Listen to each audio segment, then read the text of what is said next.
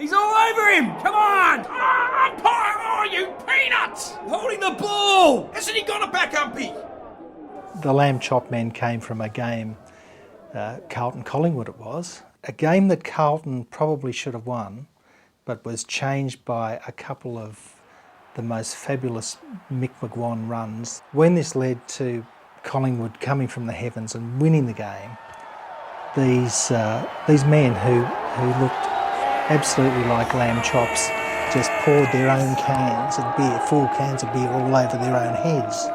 And this was, well, I just had to paint it. They just were a marvellous, joyous, emotional sight.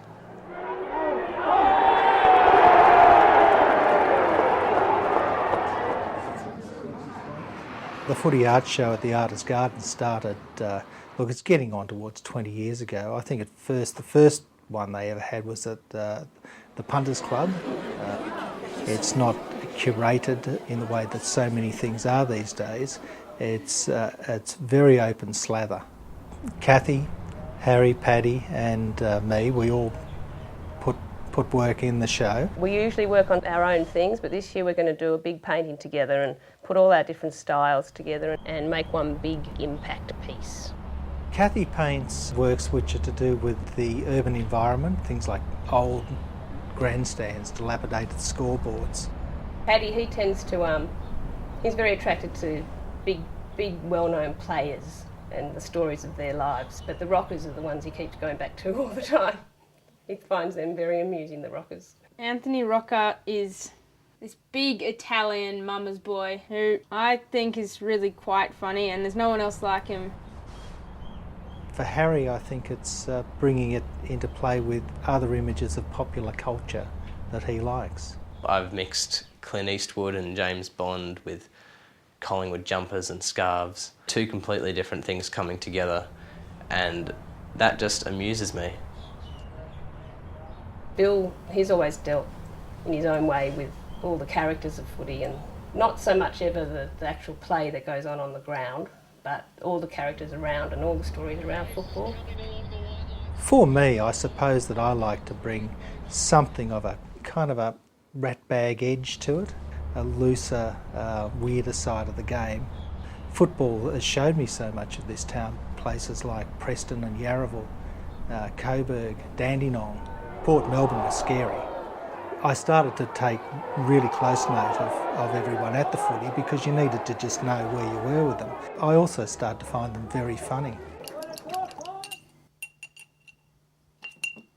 It's almost like the subject has found me, and I think with any kind of art, that's a wonderful moment when the subject takes you somewhere you don't expect.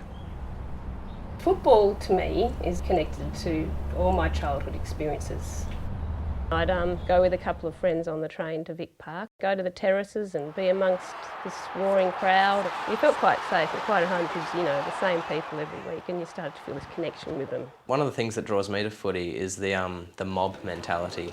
You know you're thinking along the same lines as everyone else, and that they all want the same thing as you, and so you feel like you belong with these people, and that's a good feeling. Footy is just always there. It comes around from like autumn to spring, and it's just there. It's always on, and you always barrack for your team. It's engrossing. It's like a novel or a film. You just get in there, and it takes you.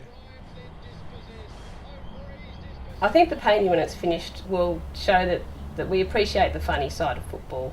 You know, we can get very serious about it during a match and, you know, panic that when we're going to lose and everything, but at the same time I think if it wasn't funny and it didn't have all its characters and stories, we wouldn't be attracted to it really. Our love of the humour in the game, I suppose. We want that to come through. Here we go. Hey Ma, I'm hungry. Come pies, make my day. Punch it out! Come on! He's all over him! You couldn't get a kick in a cattle yard! That's not a free kick, umpy, you mongrel! Holding the ball! Hasn't he got a back, umpy? Punch it out! He's all over him! Merely a touch at a swingers party, pal! Came out of the back! Umpire, you peanuts!